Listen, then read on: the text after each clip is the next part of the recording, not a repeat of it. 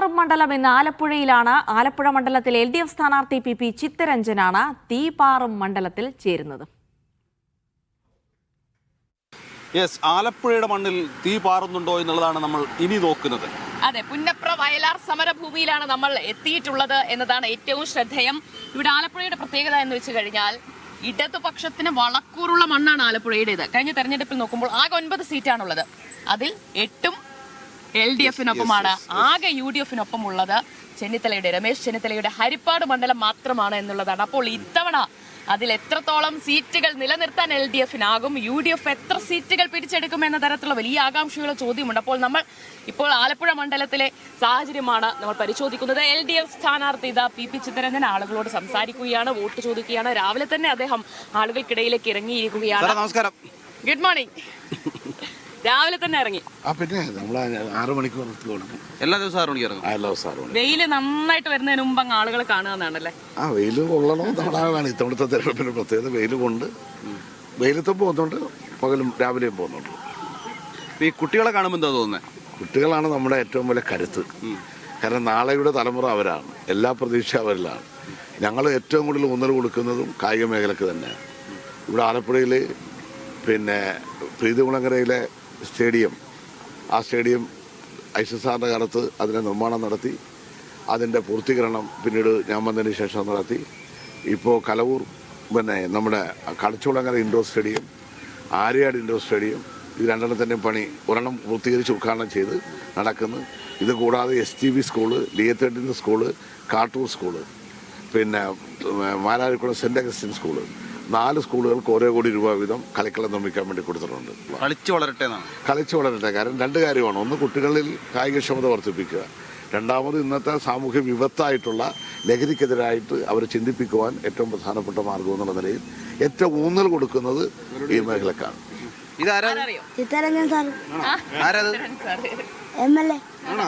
ഇനിയിപ്പോ വീണ്ടും മത്സരിക്കുന്നുണ്ട്, ജയിക്കുമായിരിക്കും അല്ലേ? ജയിക്കും ഉറപ്പായിട്ടും. കുട്ടികൾക്ക് വരെ ഉറപ്പാണ് ജയിക്കുന്നത്, വേറെ സംശയമൊന്നുമില്ല. ആലപ്പുഴയിൽ കാറ്റ് മാറി വീശാൻ സാധ്യത ഉണ്ടോ? ഇല്ല, ഒരു കാറ്റും മാറാൻ പോകുന്നില്ല.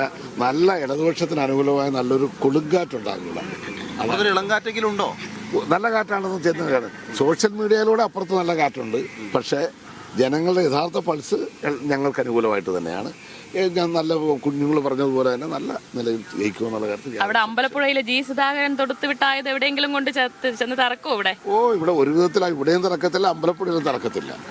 അവിടെയും സലാം ജയിക്കും. ഒരലയൊലി ഉണ്ടാക്കാൻ പോകുന്നില്ല. ഒരലയും ഉണ്ടാക്കാൻ പോകുന്നില്ല. കാരണം ആലപ്പുഴയിലെ ജനങ്ങൾ വളരെ വിവേകമുള്ളവരാണ്. ഇതിനൊന്നും കൂട്ടുനിൽക്കുന്നവരല്ല. ഈ പൊളിറ്റിക്സ് അനുസരിച്ച് നന്നായി വോട്ട് ചെയ്യുന്ന ആളുകളാണ് ആലപ്പുഴ. പ്രത്യേകിച്ചും LDF-ന് അത്രയും വളക്കൂറുള്ള ഒരു മണ്ണാണ്. അവിടെ ഒരു ഇത്തരത്തിൽ പാർട്ടിയിൽ ഇത്രയും ഇഷ്യൂസ് ഉണ്ടാവുന്നത് പാർട്ടിയിൽ തന്നെ ഒരു വല്ലാത്തൊരു അരക്ഷിതാവസ്ഥ ഉണ്ടാക്കുന്നുണ്ടോ? പാർട്ടിയിൽ അരക്ഷിതാവസ്ഥയില്ല. ഈ എന്താ പറയുക, അധികാര ഭ്രമം അത് മൂത്ത് കഴിയുമ്പോൾ ചിലർക്കുണ്ടാകുന്നൊരു പ്രശ്നമാണ്.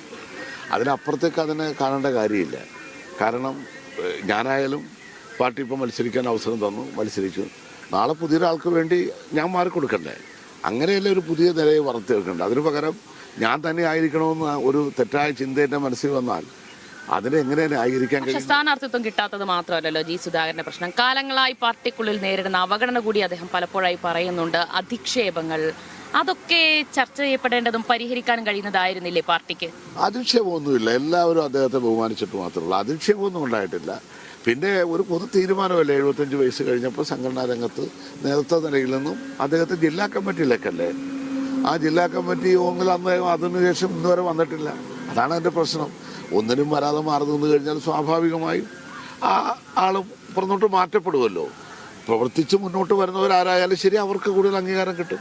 അങ്ങനെ അത് കണ്ടാൽ മതിയല്ലോ. എന്ത് കാരണം കൊണ്ടായാലും G സുധാകരനെ പാർട്ടിക്ക് നഷ്ടമായതൊരു നഷ്ടം തന്നെയാണെന്ന് സമ്മതിക്കുന്നു. ഏതൊരു കേഡറേയും നഷ്ടപ്പെടുന്നത് നഷ്ടം തന്നെയാണ്, അതിനകത്ത് തർക്കമൊന്നുമില്ല. പക്ഷെ അതിന് പരിഹാരം പാർട്ടി സ്തംഭിച്ചിരിക്കുകയല്ലോ, പകരം അദ്ദേഹത്തിനെ നഷ്ടപ്പെടുകയല്ല, അദ്ദേഹം സ്വയം നഷ്ടപ്പെടുത്തുകയാണ് ഉണ്ടായിട്ടുള്ളത്, പാർട്ടിയല്ല. ഈ തെരഞ്ഞെടുപ്പിൽ വലിയ വിഷയമായി UDF കൊണ്ടുവന്നത് ഇവിടെ CPM BJP ഡീൽ നടക്കുന്നുണ്ട്, ഒരു ഭാഗത്ത് CPM STP-യുമായി ഡീൽ നടക്കുന്നുണ്ട് എന്നുള്ളതാണ്.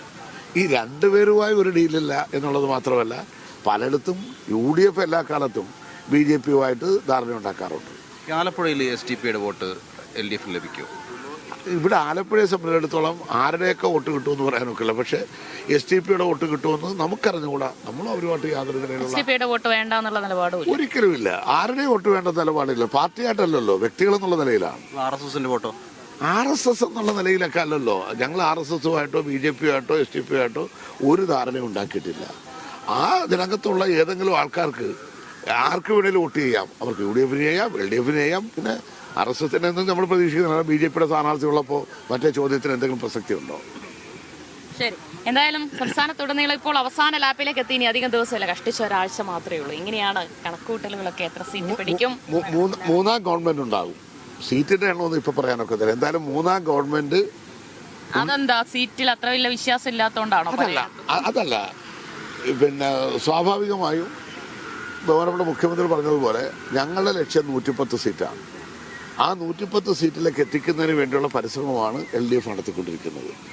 ഏതെല്ലാം നിലയിലുള്ള പ്രചരണം നടന്നാലും മൂന്നാം LDF ഗവൺമെന്റ് കേരളത്തിൽ ഉണ്ടാകുമെന്നുള്ള കാര്യത്തിൽ യാതൊരു തർക്കമില്ല. എന്തൊക്കെ പരിപാടി ഇന്ന് രാവിലെ ഇങ്ങനെ കുട്ടികളെ ഇവിടെ വന്ന് കണ്ടു. പിന്നെ അതിനുശേഷം വിവിധ പ്രദേശങ്ങളിൽ വ്യക്തികളെ കാണാൻ വേണ്ടി പോകും. ഉച്ചക്ക് കൊണ്ട് സ്വീകരണ പരിപാടി തുടങ്ങും. അതാണ് ഇന്നത്തെ CM വൈകുന്നേരം. ഇവിടെയല്ല, അമ്പലപ്പുഴയിലാണ്, വളഞ്ഞവഴിയിലാണ്. ആ പരിപാടി പങ്കെടുക്കാൻ വേണ്ടി പോകും. 4 മണി. ഭൂരിപക്ഷം കൂടി പറഞ്ഞാൽ നമുക്ക് നിർത്താം.